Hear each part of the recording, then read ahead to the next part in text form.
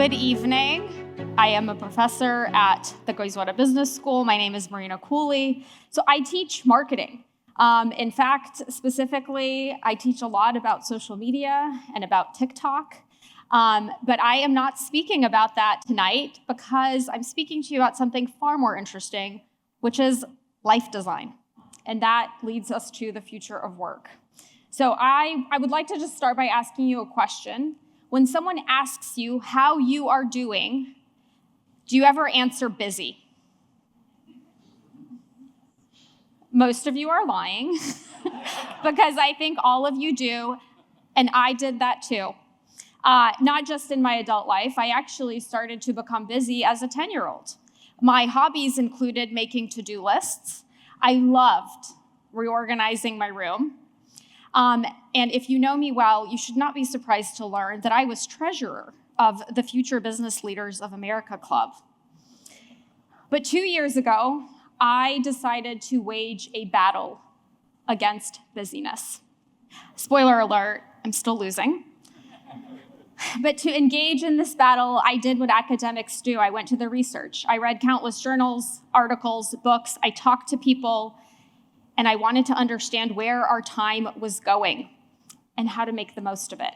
I share some of those learnings at Goizueta to about 400 students a semester, and tonight I want to share some of those learnings with you.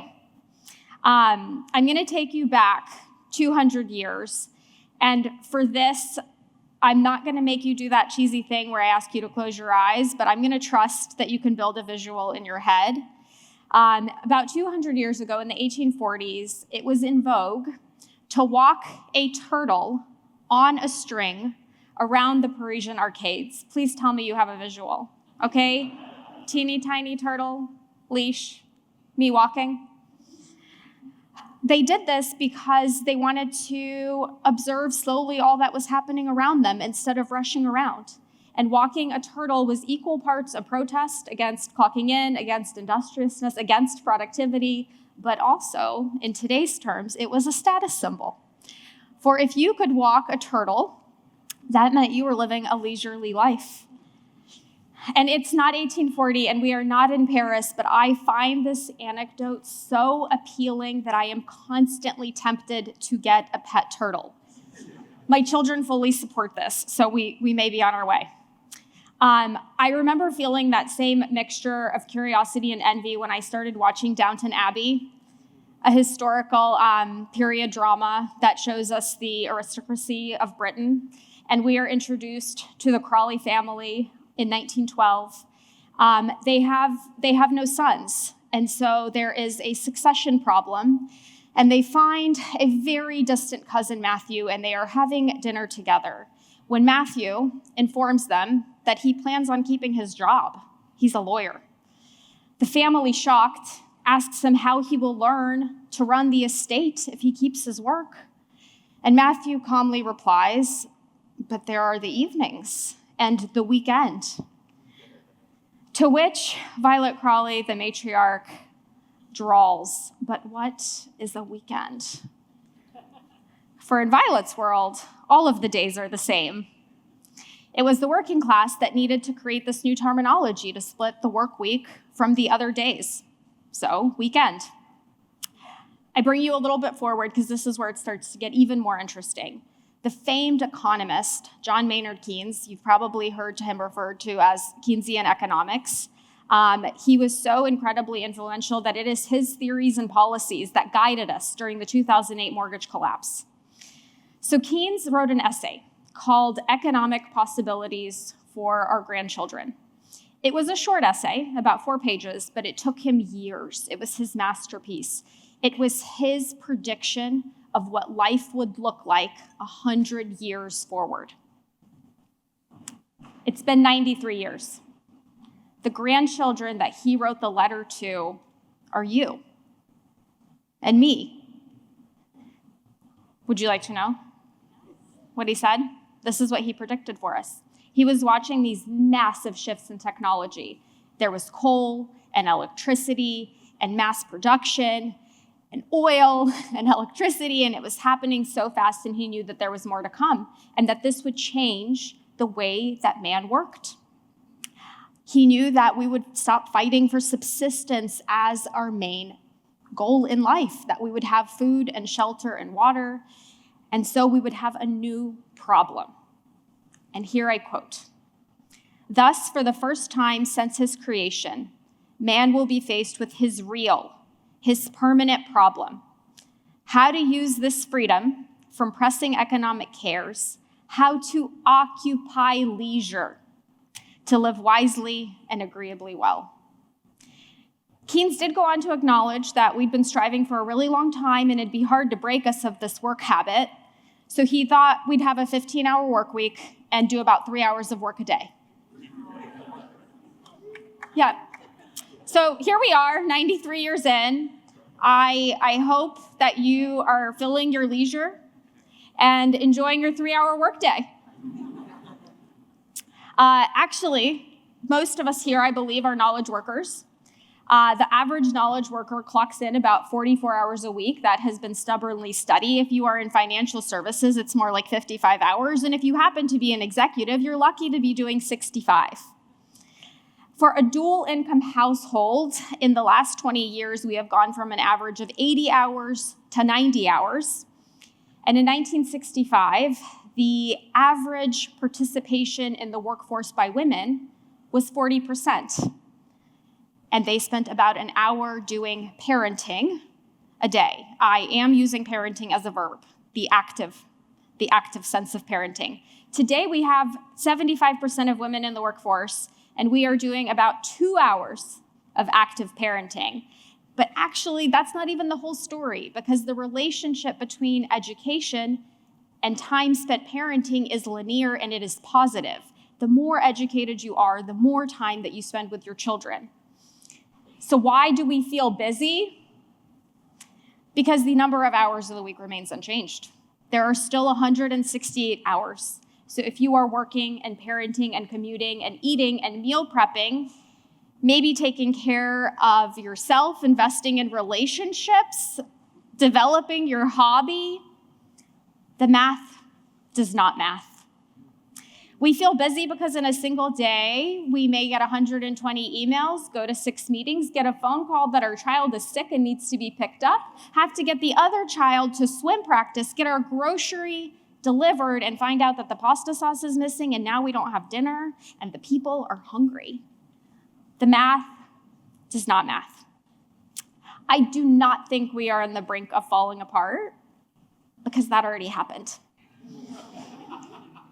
The change is slow. It's almost imperceptible. And as my students would say, there's a vibe shift happening. And like me, many of my students want a turtle and a string. Of course, the turtle is a proxy. What we really want is to not be overwhelmed. We have a sample size now of 15 years of introducing smartphones into the workplace, and what it's done is created no end and no beginning to the workday.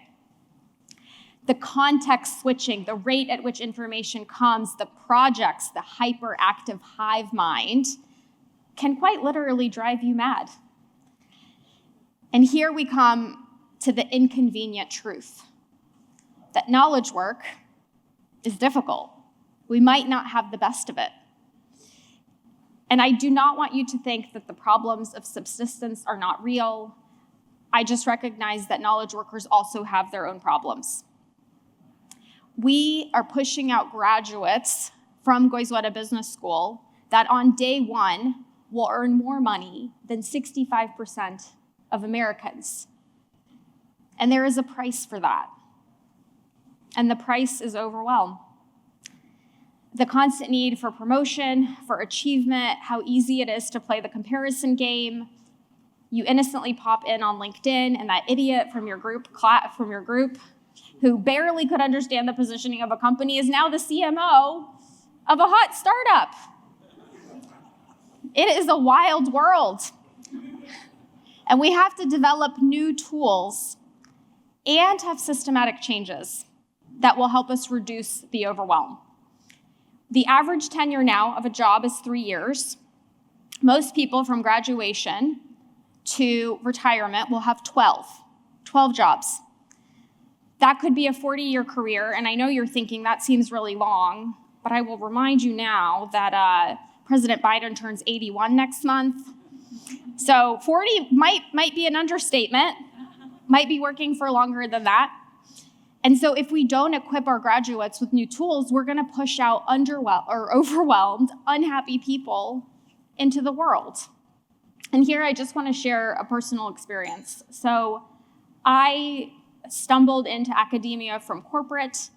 I love it, it fits me like a glove, and I approach everything unconventionally. And I decided to do a fun project in one of my classes.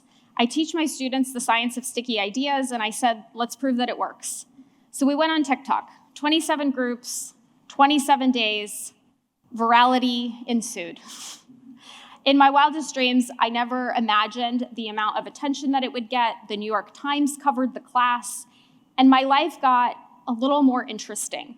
A lot of opportunities came my way, and it looked really shiny from the outside. And inside, it was not shiny at all. The amount of logistics and information that was coming at me led to my inconvenient truth, which is that I forgot how to sleep. So, what to do? At Goizueta specifically, we are combating this with new programming. Dean Herschatter, Professor Bianchi, and many others, including myself, we have launched a new class called Personal Development. When you enter the business school, you immediately go through reflection tools. We debunk dysfunctional beliefs. We teach students that there are actually more than two careers. There's investment banking, consulting, and other options. We help them slow down. We help them identify the things that make them feel joy, their hobbies, their interests, their relationships, and we think forward on how to incorporate things like this into their future lives before they start working. Success on paper is not the same as inner peace.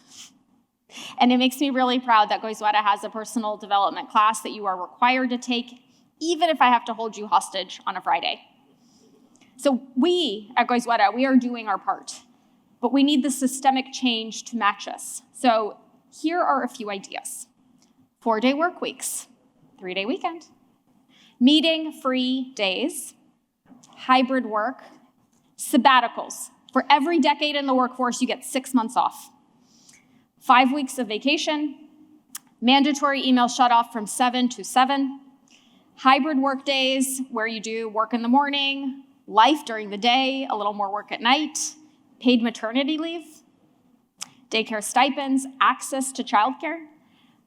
10 years ago, all of these would have sounded crazy, and today some of them don't.